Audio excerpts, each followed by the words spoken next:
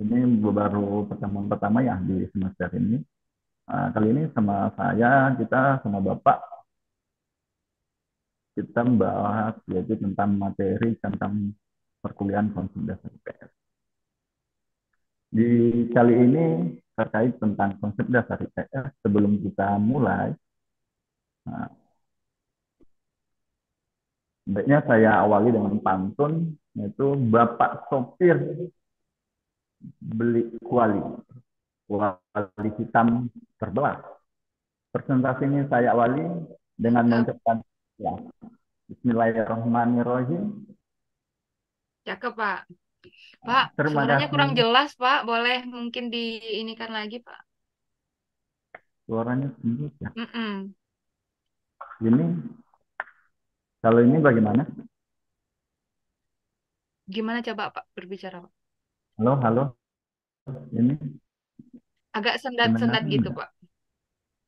Ya kedengaran Pak, cuman agak gimana, agak jauh kayak Agak gitu. agak sendat, nyendat-nyendat gitu Pak. Mungkin bisa diganti perangkat Pak. Udah. Halo, halo, halo, halo. Oke, Nggak apa-apa Pak, lanjut Pak. Baik, kita lanjut di pertemuan kali ini untuk tujuan pembelajaran kita yaitu terkait ini. Nah, baik, di sebelum kita mulai, kita cek kehadiran kita. Mohon katakan hadir. Widodo, Widodo. hadir Pak. Oke. Rahmawati dari mana? Hadir. Rahmawati. Had- Alhamdulillah. Suci. Iya, Pak. Semangat. Alhamdulillah. Mawaddah bagaimana keadaannya sekarang? Hadir Pak, baik, sehat Pak, semangat. Lydia? Hadir, Pak. Baik. Bahar, bagaimana Bahar? Bahar ini bagaimana ini cerita Panji Gumilang tetap masih diperjuangkan itu tidak tentang apanya ajaibnya. Tentang apa ini Pak? Sehat Pak saat ini? Oh, bukan berarti namanya aja ya Bahar ini ya Bahar tidak ikut Bahar Smith ya. Enggak Pak, enggak ikut itu. Ini ikutan Bahar mengenai zaitun. Baik, untuk RPS kita udah saya kirim di grup ya. Saya rasa kita tinggal di grup classroom itu tinggal minim aja. Karena kita udah tetap ada di materi di classroom sebelumnya, di pertemuan sebelumnya. Baik, untuk pembelajaran kita ini, saya harap kita udah mampu mencapai dari uh, poin kedua poin ini, yaitu saya harap kita mampu nanti dalam penyusunan strategi pembelajaran IPS dan menyediakannya. Baik, untuk kita mulai, kita saksikan.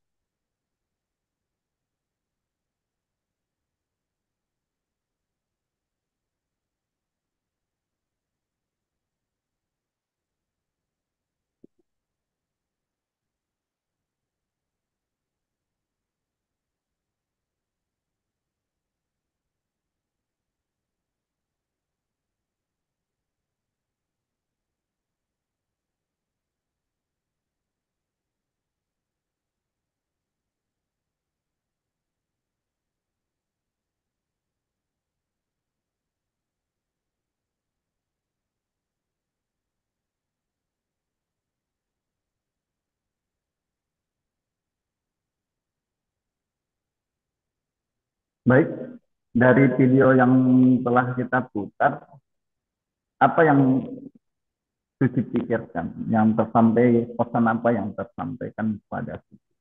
Boleh, Suci? Halo? Ya, Pak. Apa pesan yang Suci dapat dari video tersebut?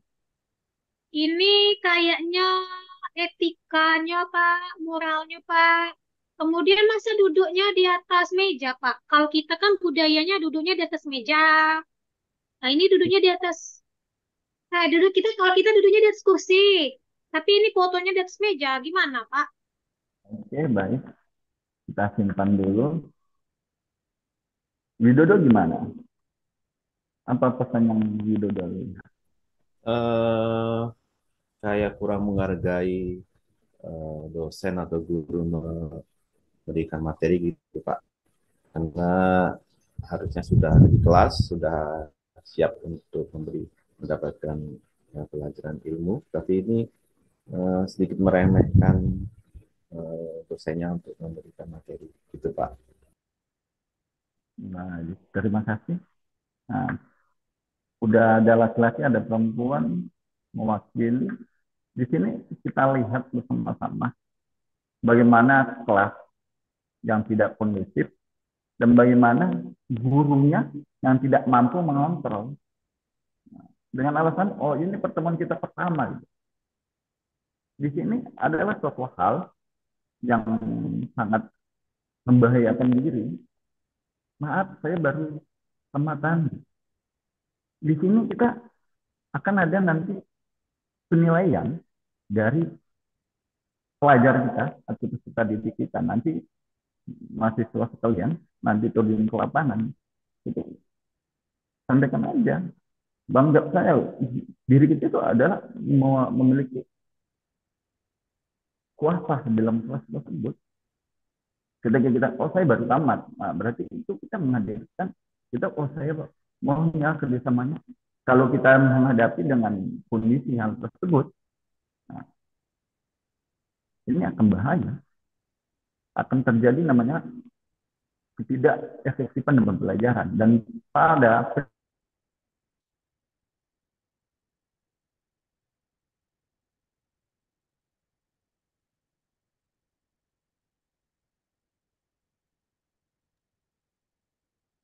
Cek, cek. Suaranya hilang. dalam pengelolaan. Bagaimana? Bagaimana? Sempat Halo? hilang suaranya tadi. Sekarang aman? Sudah oke, Pak. Alhamdulillah. Baik, di sini di dalam pembelajaran kita kali ini, yaitu bicara tentang strategi. Seperti yang disampaikan oleh Hamzah Biuno, strategi itu pembelajaran merupakan yang sangat perlu bagi guru dalam pengelolaan, apalagi pembelajaran IPS itu kerap dianggap pembelajaran yang sangat menjenuhkan. Ketika dia menonton, yang terjadi ini bukan pembelajaran yang berjalan, tetapi pembelajaran yang akan mengalami kejenuhan, dan itu akan terjadi seperti video yang tadi. Disinilah letak strategi yang harus kita pilih dalam slide ini. Jelas bagaimana sih strategi yang harus kita pahami dalam pembelajaran. Yang pertama itu ada bermakna. Bagaimana strategi itu ada makna dan memiliki celah dan menantang bagi siswa yang ini menarik. Dia menghadirkan siswa itu aktif dalam belajar dan berkembang dan dia berbagai macam dan dia membuat itu bervariasi dan berkesinambungan, tidak pasif, tapi dia terus naik. Ketika terus berubah-berubah, dia terus tadi siswa yang tadi yang hanya menonton menganggap diri gurunya atau tenaga pengajarnya tadi tidak peduli, ini akan menghadirkan permasalahan. Tetapi dengan prinsip ini yang telah diajarkan, nah, ini akan menghadirkan hal-hal yang terbaru. Seperti yang disampaikan tokoh kita saat ini, yaitu Charlene, bahwasannya di sini dikatakannya strategi belajar itu salah satunya yang sangat menarik, yaitu bicara expository dan inquiry.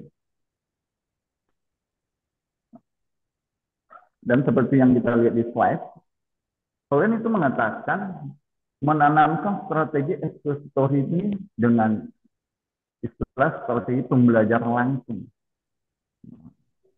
Strategi pembelajaran langsung. Ini akan menghadirkan bagaimana guru itu langsung tatap muka, jumpa, dan bagaimana dia itu lebih menguasai, memahamkan siswanya. Jadi nanti Widya itu lebih kenal dekat dari siswanya. Tidak ada jauh. Tidak boleh ada gap yang terlalu jauh yang mengakibatkan pembelajaran itu tidak berjalan. Tapi harus lebih dekat dan memahamkan siswanya.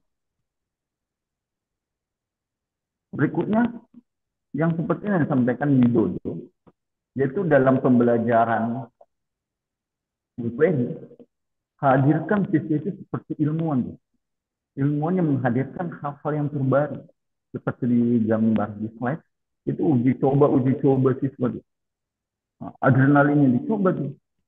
Oh, apalagi kaum Z sekarang, orang tuh mempergunakan teknologi digital, orang itu eksperimen dan kapasitas sekolah-sekolah yang bonafit. Kita nanti bahar itu masuk sekolah yang bonafit, fasilitas mumpuni, tetapi bahar tidak mampu menghadirkan penyajian, mengarahkan siswa tersebut untuk menguasai materi. Nah, itu akan gagal tanpa dengan kemampuan menggiring sebagai mentor kepada siswanya. Nah, dalam pembelajaran inklusif itu kita harus pahami yang pertama ada beberapa prosesnya, yaitu ada orientasi masalahnya, merumuskan masalah, menyusunkan hipotesisnya, eksplorasi, dan menguji hipotesis dan membuat kesimpulan.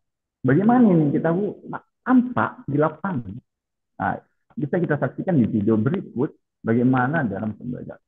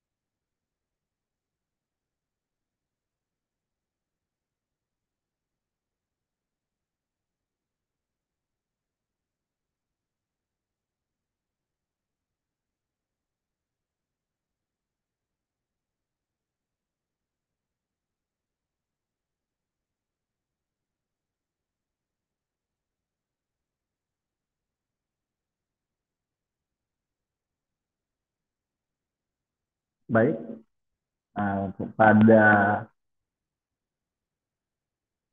Lydia, boleh silakan kasih tanggapan dari video yang baru kita putar, saksikan bersama-sama.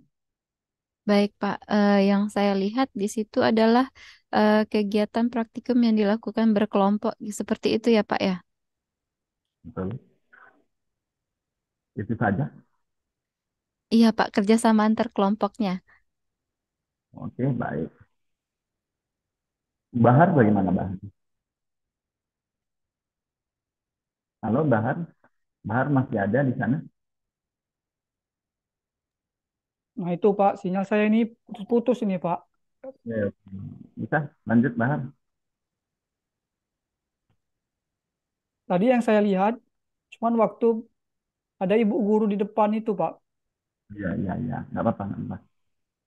Itu saja. dengan dia menerangkan kepada anak-anak dalam dalam proses pembelajaran. Baru batas Hmm, itu saya lihat, udah itu nggak bergerak nih Pak. oke. Widodo bagaimana, Widodo?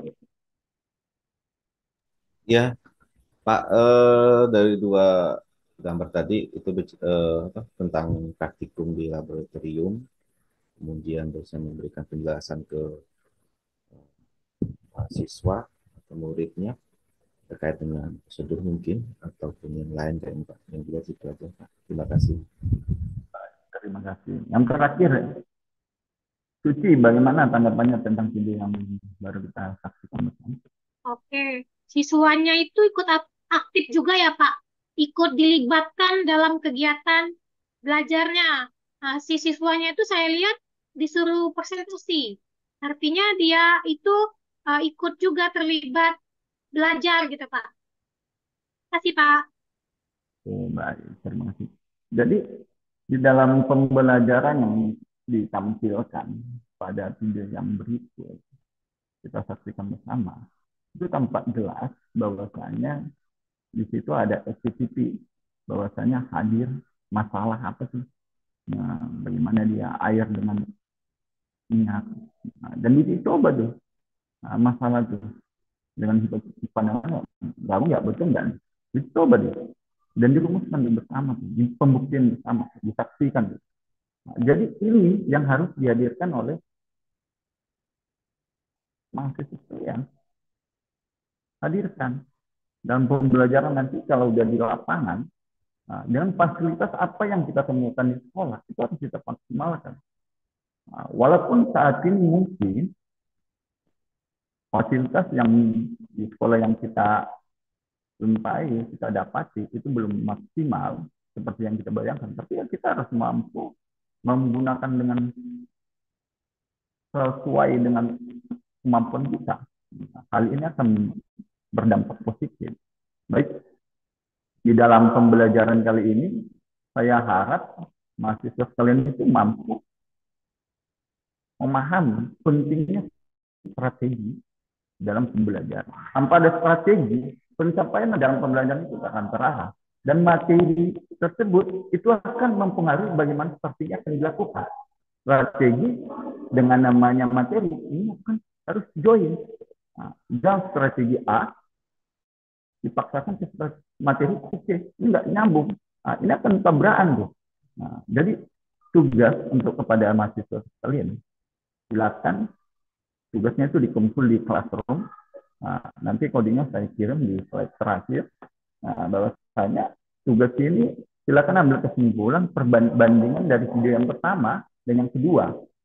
Oke, yang kedua yaitu silakan bagaimana strategi pembelajaran yang menurut Anda itu tepat dan materinya apa.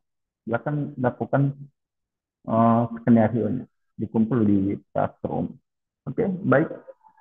Pada perjumpaan kali ini saya tutup dengan pantun Sungai Citarum airnya bersih, rumah gubuk dari kayu ulin. Kami ucapkan terima kasih atas perhatian para hadirin. Wassalamualaikum warahmatullahi wabarakatuh. Tugas tetap jadi kumpul di Salam. Waalaikumsalam. Warahmatullahi wabarakatuh. Baik, terima kasih Pak Rahimul Harahap. Iya, silahkan Prof.